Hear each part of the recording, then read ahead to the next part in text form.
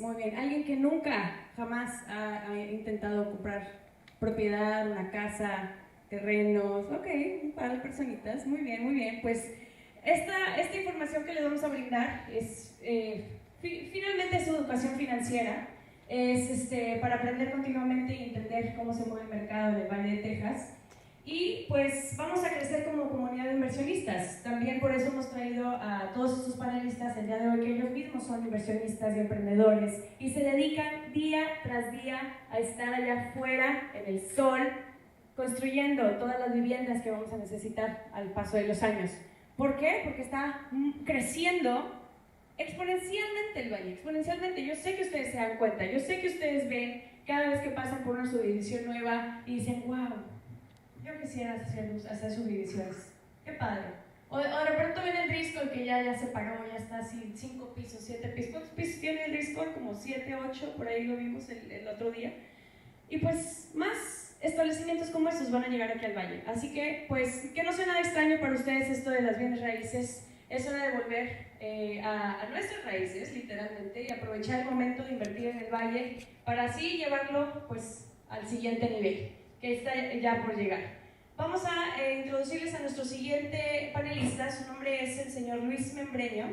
Luis es un reconocido economista del Banco Lone Star y él tiene un profundo conocimiento no solo del mercado de Texas, sino de toda Latinoamérica. Su experiencia en análisis económico y estrategia financiera ha sido clave para asesorar a empresas, inversionistas, a tomar sus decisiones más importantes. Así que, por favor, una cálida mano para el señor Luis Membreño.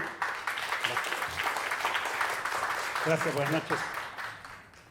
Voy a darles una visión un poco de dónde está la economía, de hacia dónde va el 2025, un poco para que se preparen y que podamos entender también las implicaciones de la geopolítica, de las elecciones en Estados Unidos, que estamos a las puertas ya del resultado, y entonces que pensemos en inversiones, ¿verdad? Y en todo tipo de inversiones y cómo organizarnos y cómo estructurarnos para el futuro. Así que, sin más preámbulo, la geopolítica, estamos teniendo una serie de elementos que son muy importantes. La guerra en el Medio Oriente, Israel, Irán. Acaba de dar a conocer Israel que asesinaron al líder de Hamas, que quedó después del que habían asesinado antes. Ahora se está hablando de que es una oportunidad para la paz con Hamas. Con Hezbollah todavía es un conflicto más largo. Irán no se diga. La reacción de Israel por el ataque que le hizo de 200 misiles Irán a Israel, pues ahora viene una reacción que se está esperando para las próximas horas, los próximos días. Así que todos esos conflictos, al final de cuentas, tienen una implicación económica. El impacto de la guerra entre Ucrania y Rusia, ya vamos para 3 años, en febrero próximo, y tiene una implicación también para Europa, muy importante, y para nosotros, obviamente, porque de aquí estamos financiando también parte de esa guerra y el evitar pues que pueda seguir avanzando Putin en cuanto a pasar a Europa. Eso, por supuesto, está teniendo un impacto en el oro. Si ocurre ese ataque a Irán y ocurre en la parte del petróleo, pues entonces el precio del petróleo también va a subir. Hoy está a $70, estuvo la semana pasada a $75. En cualquier momento, si hubiera un conflicto directo entre Israel e Irán, y esto fuera más amplio, podría llegar a $150 el precio del petróleo, ¿verdad? Entonces, todo eso tiene implicaciones, lo que vaya ocurriendo en los diferentes lugares del mundo. La inflación ha sido el mayor problema post-pandemia. Hemos visto los incrementos de tasas de interés en los diferentes lugares del mundo, incluyendo a Estados Unidos. Ha habido una reducción de medio punto el mes pasado por parte de la Reserva Federal. La pregunta entonces es, ¿va a seguir bajando las tasas de interés o no?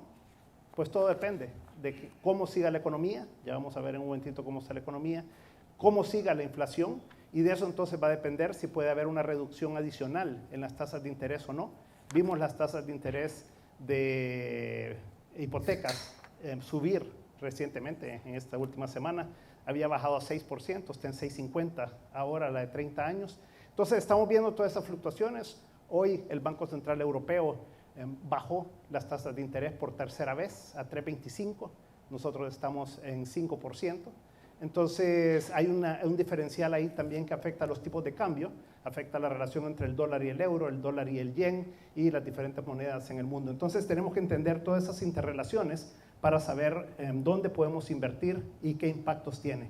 Toda la guerra en el Medio Oriente pues incluye a Yemen, a Irán, a Irak, a Siria, a Líbano y Gaza, que es donde está más fuerte el conflicto, pero este conflicto entre Israel e Irán es el que más preocupa al mundo. Estas son todas las refinerías y todos los pozos petroleros que tiene Irán.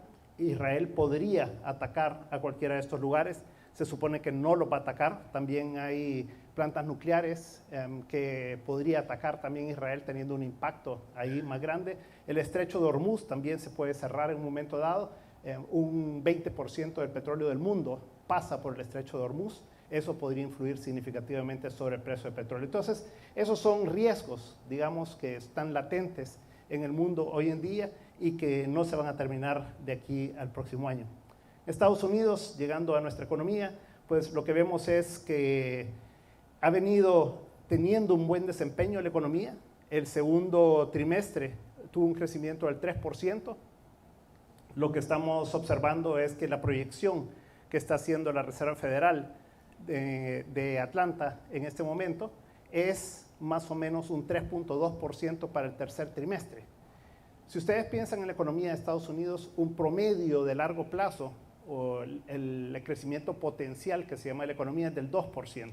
O sea que si está creciendo al 3, al 3.2, al 3.3%, está creciendo por arriba de su potencial. Cuando una economía crece por arriba de su potencial, la inflación tiende a subir. Entonces, lo que vemos es un desempleo que sigue cayendo, porque cayó de 4.2 a 4.1% el mes pasado, una inflación que se mantiene todavía bastante reticente de bajar alrededor del 3%, y por lo tanto, mi presagio es que no va a bajar más las tasas de interés en lo que resta del año, porque hay dos reuniones más de la Reserva Federal, una en noviembre y una en diciembre. Había mucha expectativa de que podía bajar otro medio punto adicional al que ya bajó la tasa de interés, pero con esta situación que vemos que la economía sigue estando fuerte, que la inflación sigue todavía difícil, que llegue al 2%, que es la meta de la Reserva Federal, pues entonces tenemos que prepararnos porque puede hacer que tengamos tasas de interés más altas por más tiempo, ¿verdad? O sea, que lo que hubiéramos querido que sucediera. Ahora, esas tasas de interés en hipotecas del 2.8, del 2.9, del 3%, probablemente no las vamos a volver a ver en nuestra vida. Fueron momentos excepcionales.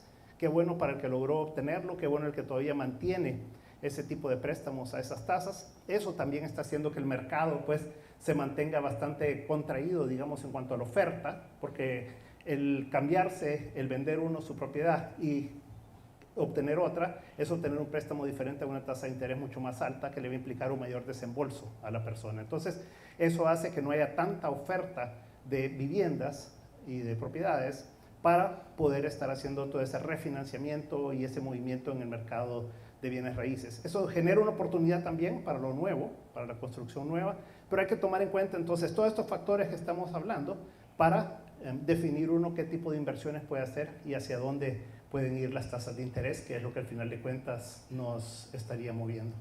En cuanto a las elecciones, pues sabemos que estamos ya a 2-3 semanas de las elecciones y el resultado va a ser cualquiera de los dos candidatos. Ambos tienen cosas buenas y cosas negativas para la economía, digamos en general. Algunos ofrecen gastar más. Gastar más implica que va a haber que obtener más préstamos, endeudar más a la economía. Eso implica una mayor presión sobre las tasas de interés. Hay otro que dice que va a bajar los impuestos, ¿verdad? Pues si los impuestos bajan y no se obtiene una compensación, pues eso lleva a un mayor déficit, eso también lleva a deuda, etc. Entonces, cada uno tiene sus diferentes propuestas, mucho depende al final también del resultado del Congreso, de cómo se dé, porque ellos toman la decisión sobre los impuestos, sobre el gasto, sobre el presupuesto, pero independientemente de quién gane, va a haber una influencia sobre la economía positiva o negativa, según las propuestas de cada quien y lo que en realidad logre implementar. Pero eso hay que también tenerlo en cuenta, no solo para el 2025, sino que sabemos que son 4 años por delante que vienen y que esto pues va a tener también una influencia importante sobre las tasas de interés y sobre el desarrollo de la economía en general.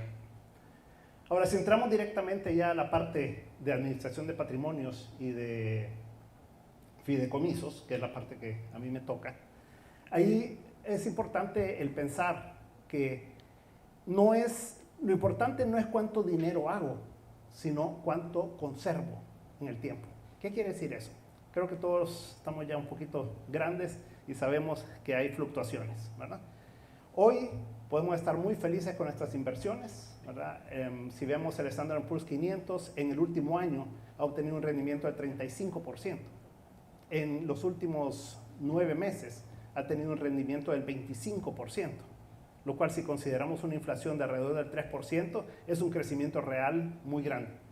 Pero así como ahora ha crecido de esta manera, en el 2022 tuvo una caída del 25% también. Entonces, uno debe ser inteligente en cuanto a saber que tiene que diversificar su riesgo.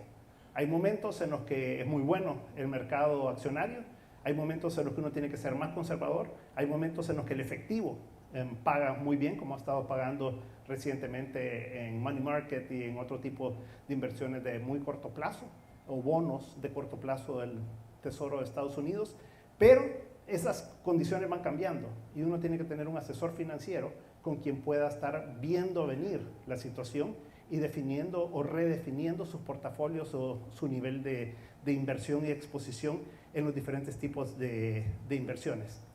Nosotros en Lone Star y básicamente en Wealth Management lo que hacemos es que trabajamos con los contadores y con los abogados que asesoran a nuestro cliente en conjunto con nosotros. Y lo que hacemos es planeación financiera de largo plazo. ¿Para qué? Para el retiro, para las inversiones. Luego llega el momento de crear un trust, o sea, un fideicomiso, ¿verdad? Para poder proteger uno sus inversiones. En el tema de bienes raíces, ustedes saben las implicaciones que tiene, los riesgos que tiene de tener propiedades, de alquilarlas, de tener un negocio, etc. Entonces, todo eso pues se cubre con fideicomisos, ¿verdad? También está el Family Limited Partnership, que es otra estructura legal que nos puede proteger. Entonces, hay que informarse bien y hay que buscar las alternativas mejores para lo que es el legado y es la herencia que uno va a dejar, y la parte de seguros, ¿verdad? Y en seguros hablamos de todo tipo de seguros. En el banco tenemos una agencia específica de seguros, más la parte que nosotros vemos de seguros específicos ya para inversiones de largo plazo. Un poco lo que Mildred nos decía hace un rato, y que es la única fuente realmente exenta de impuestos a largo plazo para uno. Porque uno siempre piensa, como decía ella, en que el seguro de vida es para cuando uno fallezca, para sus beneficiarios. Pues estos seguros tienen el doble beneficio. Tienen ese beneficio que es libre de impuestos para los beneficiarios, pero también es libre de impuestos para nosotros tomando préstamos de nuestra póliza de seguros. Y entre más temprano comienza uno, es más barato el seguro y más, una mayor proporción de lo que uno invierte va a generar un ingreso compuesto en el tiempo, y por lo tanto va a tener más de lo cual puede retirar después libre de impuestos como préstamo sobre la póliza, y de esa manera entonces poder tener un mejor retiro o una mejor posibilidad de hacer otro tipo de inversiones, incluyendo bienes raíces. Luego, nosotros lo que atendemos es a clientes que tienen $500,000 o más en activos y les ayudamos a hacer toda su planeación de largo plazo. Trabajamos toda la parte de impuestos con sus contadores y lo que buscamos es proteger los activos y tratamos de darle un mejor rendimiento que lo que el mercado les está dando u otros asesores financieros. Ahora, para los propietarios y para las personas en particular, siempre es bueno ver esto en 3 etapas. La primera etapa es la parte baja de la pirámide, la segunda etapa de la vida es esta, y la tercera es esta. La primera es cuando uno está viendo de mitigar sus riesgos. Uno comienza teniendo un ingreso, cuando comienza a trabajar, protege su ingreso y busca tener un ingreso de emergencia reservado por cualquier cosa, o sea, un cash que en un momento dado uno pueda necesitar, pueda recurrir a ello.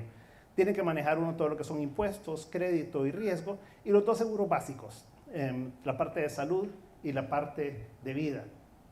Eso es como lo básico de cualquier persona.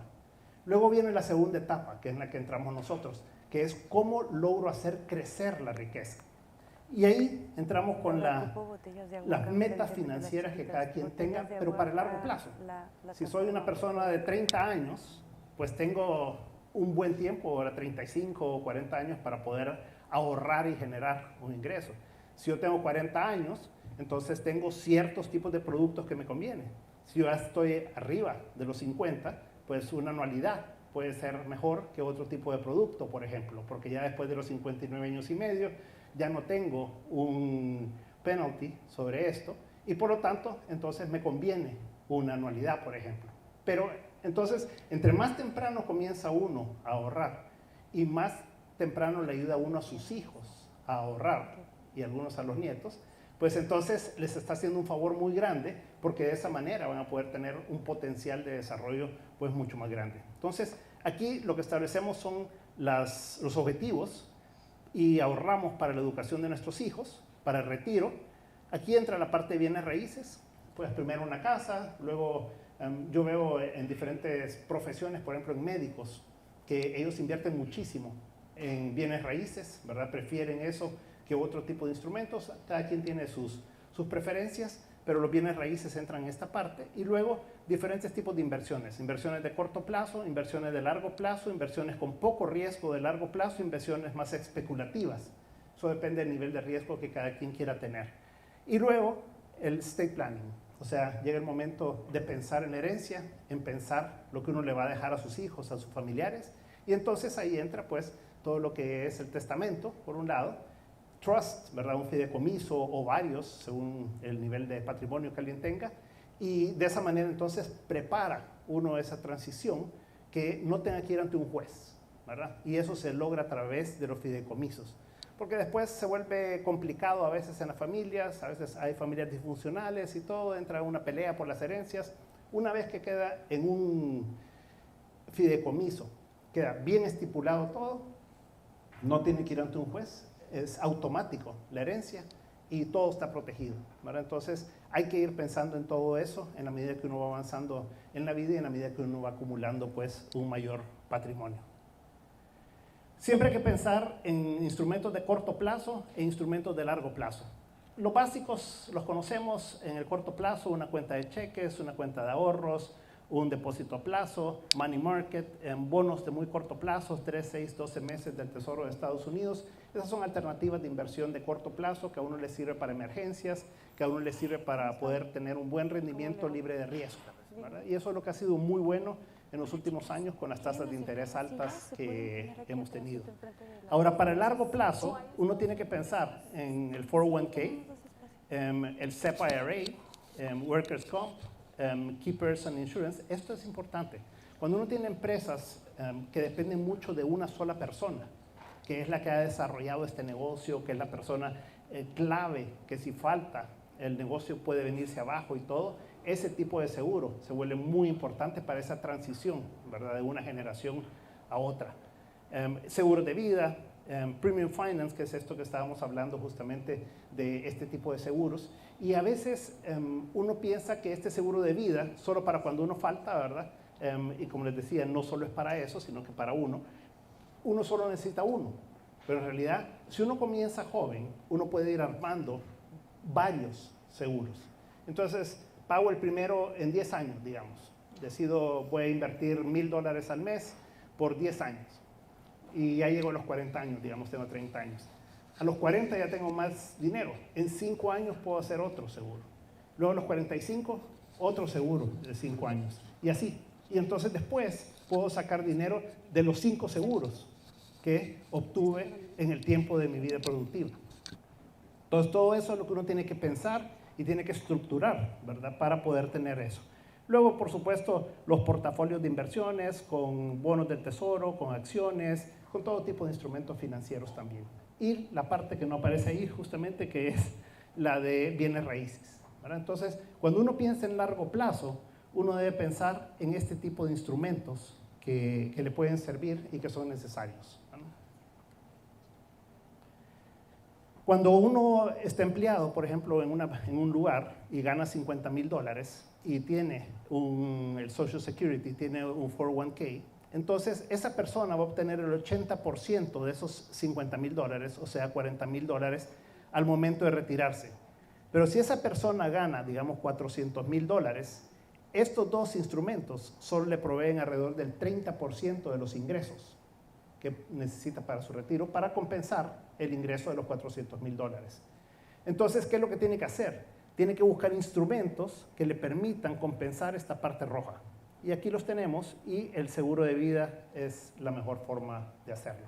Pero ahí están las anualidades, ahí está, si yo quiero utilizar instrumentos que sean con tax deferred, o sea, que los impuestos sean diferidos más adelante, o si lo quiero hacer ya con dinero que ha pagado impuestos, ¿verdad? Entonces, pero es de estructurarse, porque si no, uno puede llegar a la vejez y después de ganar mucho dinero, no ahorró suficiente y su ingreso pasa a ser mucho más bajo, ¿verdad? Entonces, con todos estos instrumentos uno puede minimizar ese riesgo. A veces uno se mete mucho en los negocios y uno está, que quiero hacer esto, quiero hacer lo otro, y todo lo que gana lo mete al negocio, y todo lo que produce el negocio lo reinvierte y de todo, y de repente le va mal en el negocio. Bienes raíces nos puede ir súper bien, nos puede ir súper mal también, ¿verdad? Son también altibajos que hay.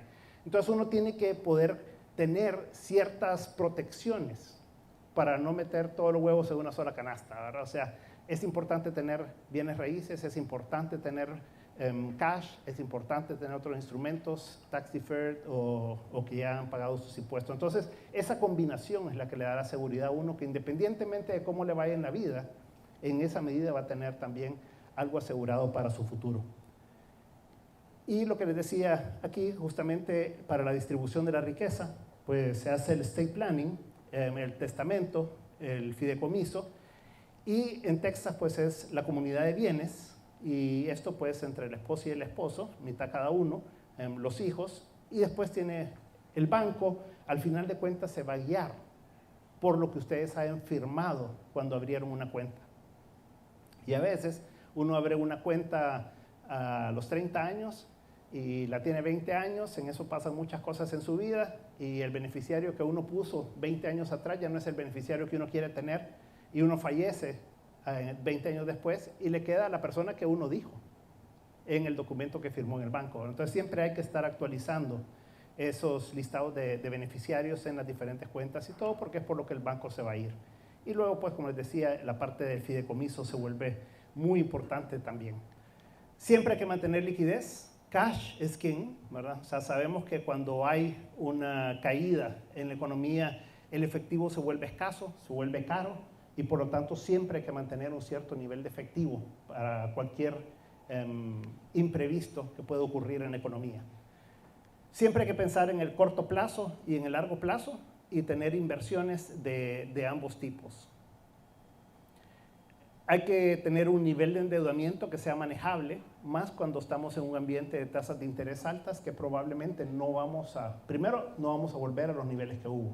Y segundo, creo que va a llevar un tiempo el que se vayan reduciendo. Entonces, hay que cuidar mucho el crédito, y hay que cuidar mucho esa exposición que uno pueda tener en un momento dado de que uno tiene mucho ímpetu en invertir.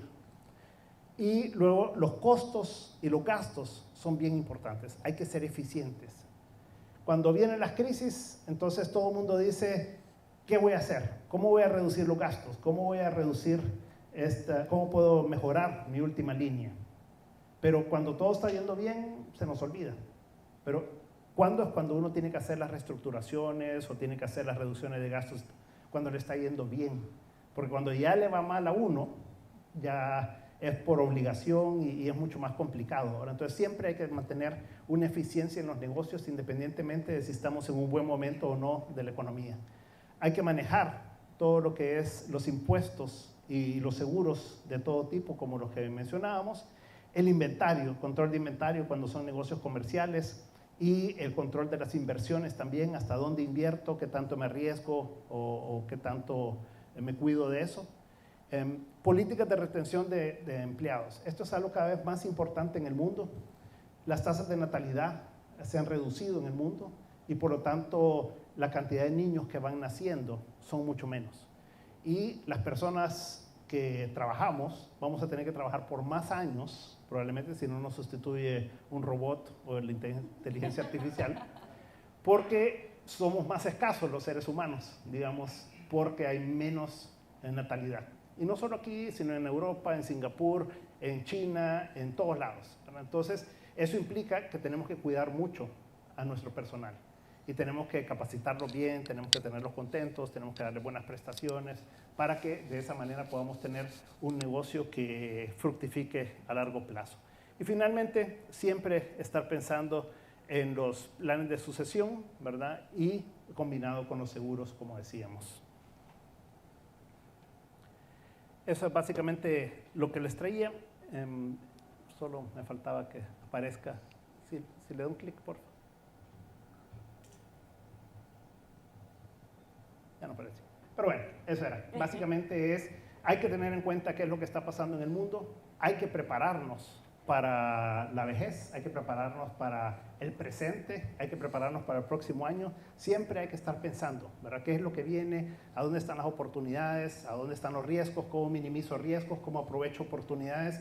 Y de esa manera, entonces, teniendo una buena planificación, uno puede asegurar un futuro mejor. Así que, muchas gracias. Vamos a darle nada más un espacio para un par de preguntas, no se me vaya todavía, por favor no huyan, lo necesitamos. Y a todo esto quiero agradecerle y decir que creo que por parte de todos estamos tan orgullosos y tan bendecidos de tener personas como usted aquí en el Valle, personas preparadas, con conocimiento, con el poder brindar esta información a nuestro querido público que pues, nos ha venido a ver y a aprender más sobre la educación financiera, y usted está formando una gran parte de eso, y por eso le quiero dar las gracias. Muchísimas gracias, señor Molero. Otra vez un aplauso.